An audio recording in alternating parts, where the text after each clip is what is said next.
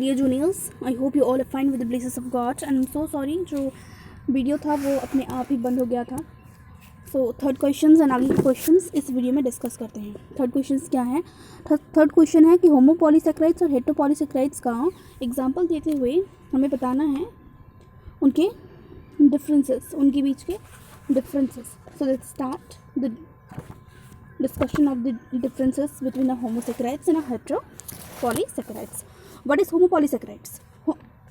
homopolysaccharides का मतलब होता है ऐसा पॉलीसेकेराइड जिसमें सिर्फ सिंगल मोनोमर कंटेन होंगे, यानी वो सिर्फ सिंगल मोनोमर को कंटेन करेगा, या अदर वर्ड्स में अगर हम बोलेंगे तो मोनोसेकेराइड्स जो सिमिलर टाइप्स के हैं अगर एक साथ में जुड़ के पॉलीसेकेराइड्स फॉर्म किए तो उसको बोलेंगे होमोपॉलीसेकेराइड्स। और अगर मोनोसेकेराइड्स जो डिफरेंट फॉर्म्स के हैं, मतलब कि सेम टाइप के मोनोसेकेराइड्स ना होकर के डिफरेंट टाइप्स के मोनोसेकेराइड्स हैं, वो अगर आपस में जुड़े एंड उन्होंने पॉलीसेकेराइड फॉर्म किया तो उसको हम बोलेंगे हेटेरोपॉलीसेकेराइड्स। होमोपॉलीसेकेराइड्स के एग्जांपल्स क्या हैं? होमोपॉलीसेकेराइड्स के एग्जांपल्स हैं स्टार्च, ग्लाइकोजन, सेल्यूलोज।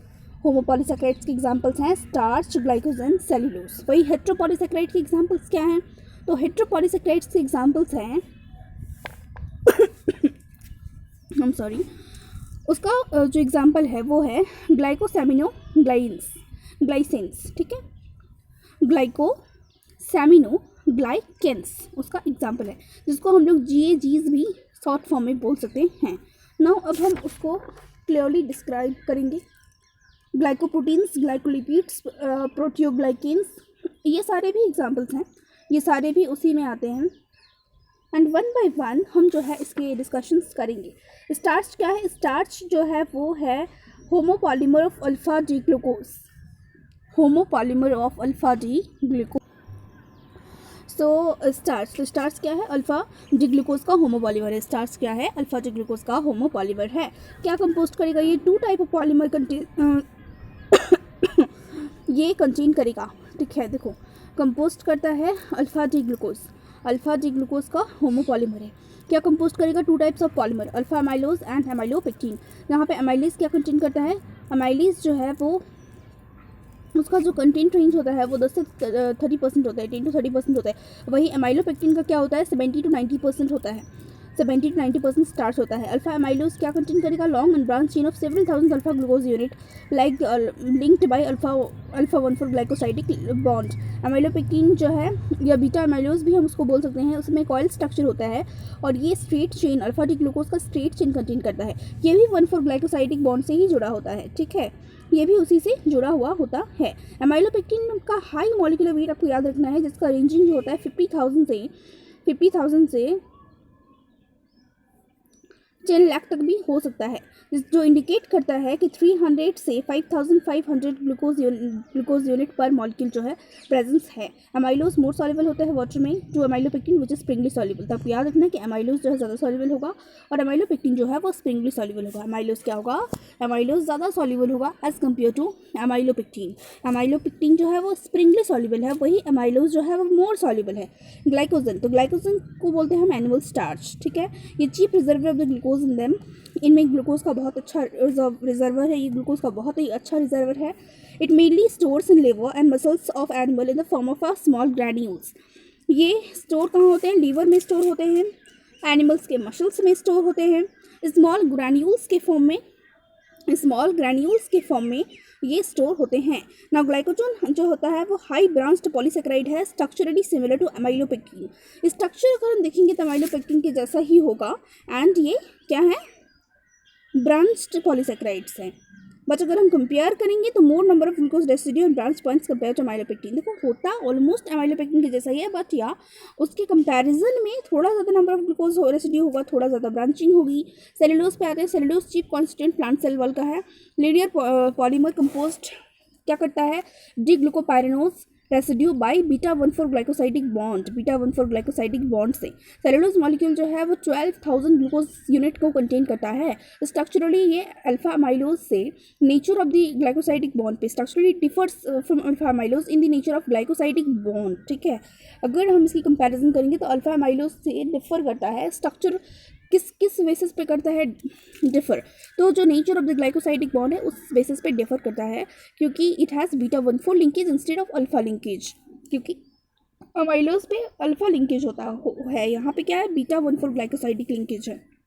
देयरफॉर जो है white solid fibrous and tough होता है और ये इनसॉल्युबल इन वाटर है। The digestive tract of the herbivores this cow contain enzyme cellulose which can hydrolyse the beta 1,4 linkage and digest the plant. अब हमें बहुत अच्छे से पता है कि जो भी एनिमल्स हैं, जो हर्बिवोरस एनिमल्स हैं, वो सेलुलोज को इजीली डाइजेस्ट कर जाते हैं। तो कैसे डाइजेस्ट कर जाते हैं वो इजीली?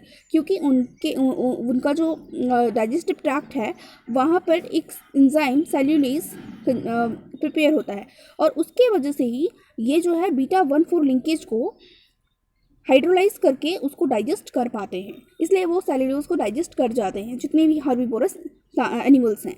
नाउ ये सारे एग्जांपल्स थे होमोपॉलीसेक्राइड्स के। अब हम डिस्कस करेंगे हेट्रोपॉलीसेक्राइड्स के एग्जांपल को। सो सबसे पहला एग्जांपल ग्लूकोसामिनोग्लाइकेन्स, जिसको हम बोल सकते हैं म्यूकोपॉलीसेक्राइड्स भी। Majority of the sugar residues are amino derivatives. इनमें से ज़्यादातर क्या होते हैं? एमिनो डेरिवेटिव्स होते हैं। इनमें से ज़्यादातर शुगर रेसिड्यूज क्या होते हैं? Amino derivatives. They possess the ability to absorb a lot of water and become viscous, which help in reducing friction. So these molecules can resist the compression like a sponge which compress the certain extent on applying pressure and then regain its shape. बोल रहा है कि इनमें compression जो झेलने की क्षमता इनके अंदर है ताकि वो अपने अंदर उसको रेसिस्ट कर सके। जब आप प्रेशर अप्लाई करो एंड जब आप प्रेशर रिलीज करोगे, आप जब उसका प्रेशर हटाओगे तो वो अपनी शेप में वापस आ जाएगा। It will regain its shape. These polysaccharides form main component of extracellular species to connect tissue as cartilage, tendon, skin। तो बोल रहा है ये सब polysaccharides क्या करते हैं? मेन कॉन्स्टिट्यूएंट्स कंपोनेंट की तरह रोल प्ले करते हैं connective tissue, extracellular species of connective tissue. यानी जो कनेक्टिव टिश्यूज हैं उनमें देखना एक्स्ट्रासेलुलर स्पेस होता है उसको फिलअप करने में। Okay, now wall of the blood vessel consists of collagen and elastin fiber embedded in the gel-like matrix composed of the glucosaminoGlycans। Blood vessels के वॉल में भी बोला जा रहा है कि जो collagen and elastin fibres embed होता है जेल लाइक मैट्रिक्स से, बोल रहा है मेनली वो भी इसी से कंपोज होता है। ठीक है, फिर हमें डिफरेंट टाइप्स के गेग्स के बारे में पढ़ना है। That is hyaluronic acid, chondroitin sulphate, then dermatan sulphate, heparin sulphate, keratan sulphate, ETC। ये सारे क्या हैं? ये सारे डिफरेंट टाइप्स ऑफ ग्लाइकोसेमिनोग्लाइकेन्स हैं।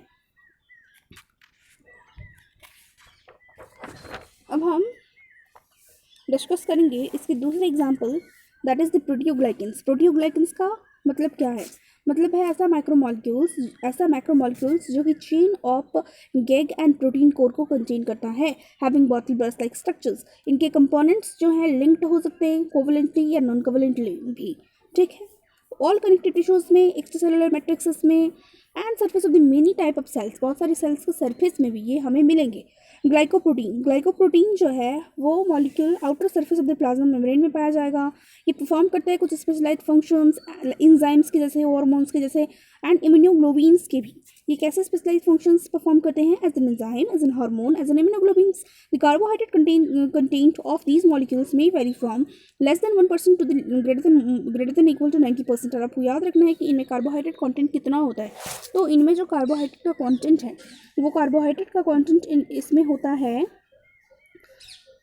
है लेस देन इक्वल टू 1% से greater than equal to 90%।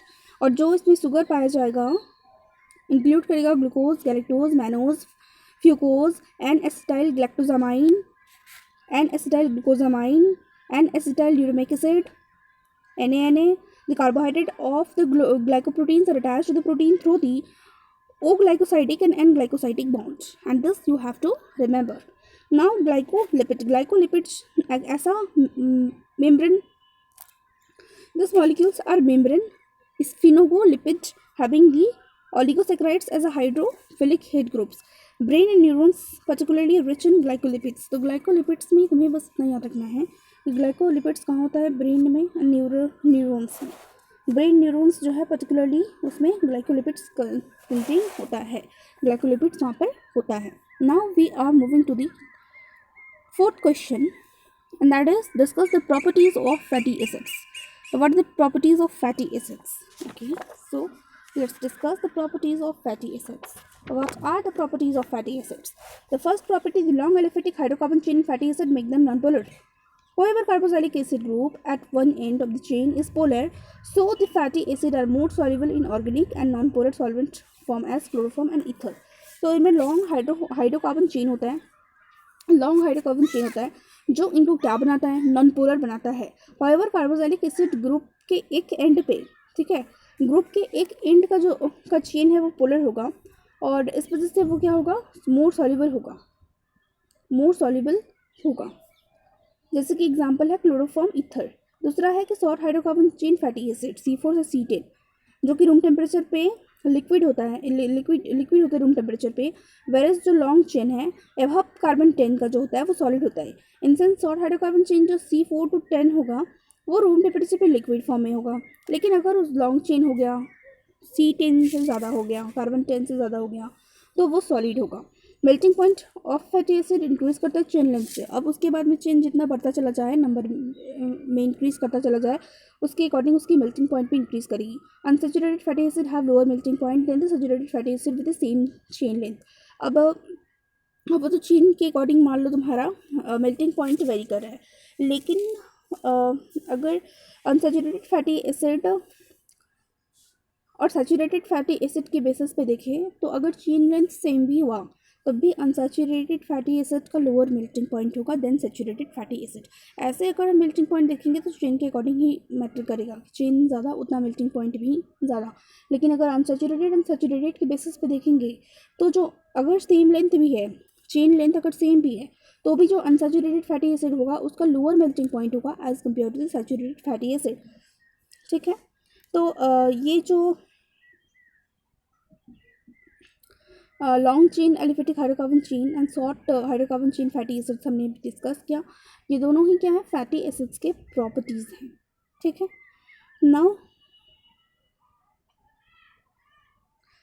स्पूनिफिकेशन third property है फैटी एसिड का.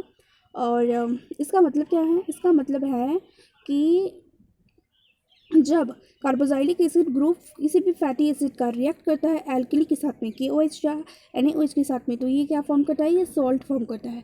अब सोडियम और potassium salt of a long chain of fatty acid, अब जैसे ही फॉर्म होगा तो it will lead to the formation of soap. ये सोप का फॉर्मेशन कर देगा. Sodium potassium salt long chain fatty acid का क्या बना देगा, सोप बना देगा.